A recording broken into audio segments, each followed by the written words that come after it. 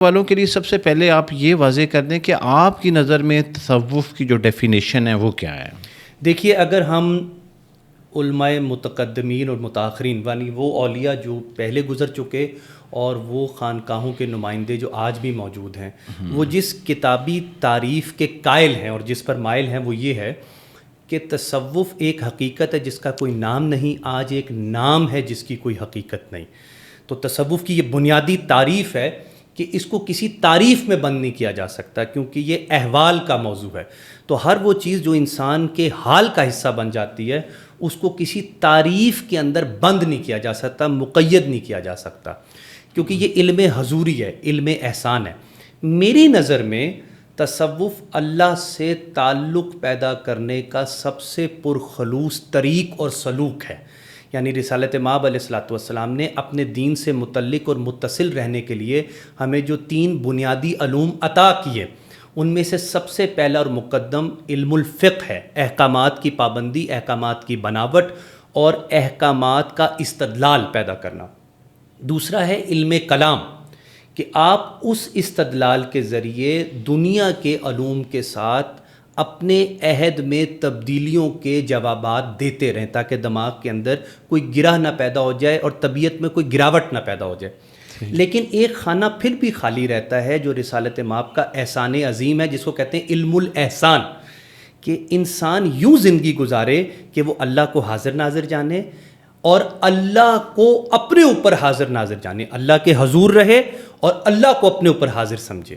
تو تصوف اللہ سے تعلق کی پرخلوص کیفیت کا نام ہے۔ یہ اس کی آسان ترین تعریف ہے، بلکہ اس کو یوں کہیں گے تو زیادہ آسان ہوگی، جو قبلہ احمد جاوید صاحب عثمانی کے استاد کہا کرتے تھے، جن کا نام ہے مولانا ایوب صاحب دہلوی، کہ یہ اپنے محبوب پر، اپنے خدا پر، اپنے خالق و مالک و مولا پر نثار ہو جانے کا نام ہے۔ یعنی وہ طاقت جو آپ کو اپنے آپ سے اٹھا کر کسی اور کے اندر فنا کر دینے کا اسلوب پیدا کر دے، یہ اتنی شان کی بات ہے کہ جس کی وجہ سے قرآن حکیم کے اندر جا بجا اس کا ذکر تزکیہ کے حوالے سے کیا گیا ہے۔ اور آپ دیکھیے کہ جو لفظ تزکیہ ہے اس کی شان بھی یہ ہے کہ یہ اگر عربوں کے ہاں سنا جائے تو 2 لفظوں سے مل کر بن رہا ہوتا ہے۔ صحیح۔ یعنی اس میں سے وہاں کی روایت کے مطابق جو لوگ پوٹری کا فن جانتے ہیں، کمہار ہیں، ٹھیک ہے، تو وہ جو فن کمہاری ہے اس کے اندر جب وہ کسی مٹی سے کوئی پیالہ بناتے ہیں، سراہی بناتے ہیں، تو اس کے اوپر جب وہ مٹی ڈالتے ہیں اور اس کو اپنے ہاتھوں سے بناتے ہیں، جو زائد مٹی اترتی ہے اس کو زق کہتے ہیں۔ زق ویسے بھی اضافی چیز کو کہتے ہیں، آپ عربی میں دیکھیے گا زق ویسے بھی کہتے ہیں فضلے کو، انسانی فضلے کو۔ صحیح۔ جو بچ جاتا ہے اس کو زق کہتے ہیں، کہ اضافی بوجھ ہٹا دینا اور آپ جس حالت کے لیے پیدا کیے گئے ہیں اس پر آپ کو قائم کر دینا، یہ تزکیہ ہے۔ یہ رسالت مآب علیہ الصلوۃ والسلام کا احسان عظیم ہے کہ ہم نے اپنے اوپر غلامی کے جو اضافی بوجھ ڈال رکھے، شہوت کے، لالچ کے، حرص کے، طمع کے، لوبھ کے اور دیگر، ان کو ایک ایک کر کر اپنے کندھے پر سے اتار دینا، نفسیات پر سے اتار دینا اور طبیعت میں سے اکھاڑ کر پھینک دینا، اور اس کے نتیجے میں وہ جو ذکر کی کیفیت ہے جسے تزکیہ پیدا ہوتا ہے، نفس مزکہ جنم پاتا ہے، اس کی طرف سفر کرنا، یہ تصوف کا وہ قرآنی پہلو ہے اور وہ معجزہ ہے رسالت مآب علیہ الصلوۃ والسلام کا، جس کے باعث اصحاب رسول رضوان اللہ علیہم اجمعین کی پوری زندگی، چاہے جہاد میں ہو یعنی قتال فی سبیل اللہ میں ہو، یا ان کی زندگی نمازوں میں اور مصلوں پر گزرے، وہ اللہ کی مشیت کے تابع رہتی ہے۔ آپ اپنے نفس کے بندے نہیں ہیں، آپ اپنے اللہ کے بندے ہیں۔ تو یہ تصوف کا ایک بنیادی تعریف کا سانچہ ہے۔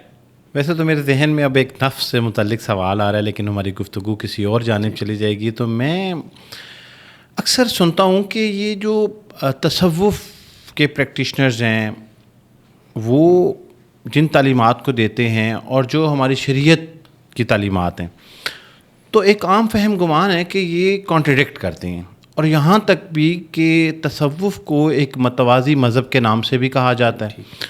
تو کیا آپ اس سے اتفاق کرتے ہیں کہ یہ کیا واقعی ایک متوازی مذہب ہے؟ میں اس سے اتفاق نہیں کرتا.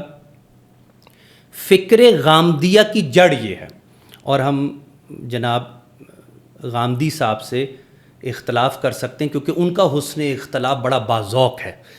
انہوں نے جو بنائے استدلال ڈالی ہے, یعنی کہ جس اصول پر انہوں نے اختلاف کیا وہ یہ ہے کہ یہاں پر ٹیکسٹ ریڈنگ سے وہ مطالب اور مفاہیم پیدا کر دیے گئے ہیں جو قرآن کے اندر معنی یا مفہوم یا مطلب یا حدیث میں موجود نہیں ہے.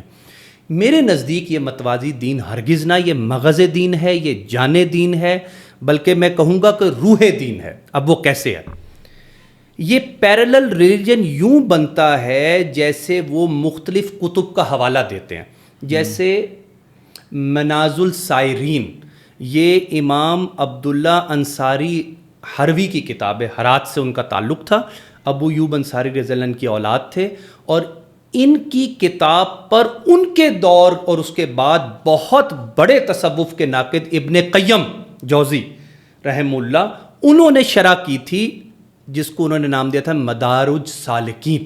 اب میں آپ کو صرف مزاج بتانا چاہ رہا ہوں. غامدی صاحب کی فکر یہ ہے کہ یہ جو توحید کی درجہ بندی کرتے ہیں کہ یہ توحید عامہ ہے, یہ توحید خاصہ ہے, یہ توحید اخص الخواص ہے, یہ قرآن میں کہاں لکھا ہے؟ تو مجھے لگتا ہے کہ یہ ٹیکسٹ ریڈنگ کی غلطی ہے, یہ ٹیکسٹ ریڈنگ کے مزاج میں مختلف ہونا ہے جو غامدیہ فکر ہے. تو اس سے انہوں نے اتنا بڑا نتیجہ کشید یا استنباط کر لیا جو میرے نزدیک درست نہیں ہے, بلکہ ایک حد سے آگے گزر جائے تو ظلم ہے, کیونکہ اصفیاء اور اولیاء کا احسان بہت ہے, علمی بھی احوالی بھی. اس پر میں بھی آتا ہوں. جو میں ذکر کرنا چاہ رہا تھا وہ یہ کہ سبجیکٹ کی کمپلیشن, یعنی قرآن حکیم کو پڑھنے کے بعد میرے اندر جو تکمیل کے مدارج اور منازل ہیں وہ ٹیکسٹ سے طے نہیں ہوتے, وہ میری سمجھ سے طے ہوتے ہیں, میری طبیعت سے طے ہوتے ہیں, میرے ذوق سے طے ہوتے ہیں. تو اس صورت میں یہ انسانوں کے اندر فطری اور بدیہی طبقاتی درجہ بندی ہے جس کی طرف اتنے بڑے امام نے صوفیہ کے اور اولیاء کے اشارہ کیا. یا دیگر جیسے وہ امام غزالی کی کتب کا حوالہ دیتے ہیں یا دیگر اور کتب کا حوالہ دیتے ہیں. ہرگز متوازی دین نہ ہے, بلکہ یہ وہ صوفی اپیسٹیم ہے جس سے نابلد و نامانوس رہ جانے کی وجہ سے آپ قرآن کو متحجر انداز میں سمجھ لیتے ہیں, یعنی قرآن کے امیجیٹ میننگز کو فریز کر لیتے ہیں, یعنی اس کے اندر غواصی نہیں کرتے, غیاب کے اندر حضور پیدا نہیں کر سکتے اس کو مجروح کیے بغیر. اصفیاء اور اولیاء کا احسان یہ ہے کہ انہوں نے قرآن حکیم کے احکامات اور قرآن حکیم کی برکات اور قرآن حکیم کے ثمرات تمام بندوں میں حصہ بقدر جثہ پھیلانے کی جستجو کی. اب یہ کتنی خوبصورت بات ہے. اقبال کیا کہتے ہیں؟ تیرے ضمیر پہ جب تک نہ ہو نزول کتاب, گرا کشا ہے ناراضی نہ صاحب کشاف. تو ضمیر تک معنی کو لے کر جانا, مفہوم کو لے کے جانا اور مطلب کو لفظ کی گرا اور شکن سے آزاد کر دینے کا نام صوفی اپیسٹیم ہے, صوفیانہ نظام العلم. تو یہ جو نظام العلم ہوتا ہے یہ متحجر نہیں ہوتا, اور یہ تخیل کے ساتھ سفر کرتا رہتا ہے اور عالم حضوری میں جا پہنچتا ہے. یہ ہر آدمی کے ساتھ ہوتا ہے. جیسے نیک خواب کا خیال کرنا, دیکھنا نہیں, سوچنا کہ مجھے نیک خواب آئیں, یہ تخیل ہی کتنا خوبصورت ہے. یا مجھے بشارت ہو جائے, یہ خیال کتنا خوبصورت ہے. تو خیالوں کی پاکیزگی اور طہارت کے لیے فروزن میننگز کام نہیں کرتے, اس کے لیے liquidity of the meanings required ہوتی ہے. تو لفظوں کے اندر جو سبجیکٹ اپنی طرف سے تکمیل پیدا کرنے کی کوشش کرے گا, اس کی سہولت اور آزادی پیدا کرنے کا نام صوفیانہ نظام العلم ہے. اور یہ کتنی شان کی بات ہے کہ مجھے انفرادی آزادی دی جا رہی ہے کہ میں اللہ تبارک و تعالیٰ سے اپنا تعلق انفرادی سطح پر جوڑوں اور رسالت مآب سے انفرادی سطح پر چاہے تکیے کے نیچے منہ رکھ کے رہوں ان کی یاد میں, یا مجلس میں بیٹھ کر پوری حب سے ان کے لیے نعرہ لگاؤں. تو یہ بڑی شان, اوج اور کمال اور معراج کی بات ہے جو صوفیہ کے نظام العلم میں موجود ہے. جو غامدیہ فکر ہے اس کا پس منظر بہت طاقتور ہے. مولانا امین احسن صاحب اصلاحی رحمہ اللہ اور مولانا فراحی صاحب، یہ کتنی قداور ہستیاں ہیں کہ غامدی صاحب کو وہ جگہ ملی کہ انہوں نے استنباط کیا کہ یہ جو ٹیکسٹ ہے یہ قرآن میں کہاں موجود ہے، کیونکہ ان کے ہاں ٹیکسٹ کی موجودگی قرآن میں لازم ہے، بلکہ وہ یہ چاہتے ہیں کہ ٹیکسٹ اپنے میننگز کے ساتھ بھی موجود ہو، جو تقریباً ایک لا ینحل مسئلہ ہے۔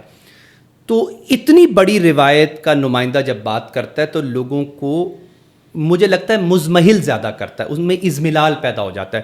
تو اصفیاء اور اولیاء کا یہ احسان رہا ہے کہ آپ اپنی طبیعت کے ساتھ، میں اپنے ذوق کے بقدر، آپ اپنے عقل و فہم کے ساتھ، میں اپنی بنائے استدلال اور علم کی طاقت، سقت اور قوت اور استعداد کے ساتھ اللہ تبارک و تعالیٰ سے تعلق جوڑ سکوں۔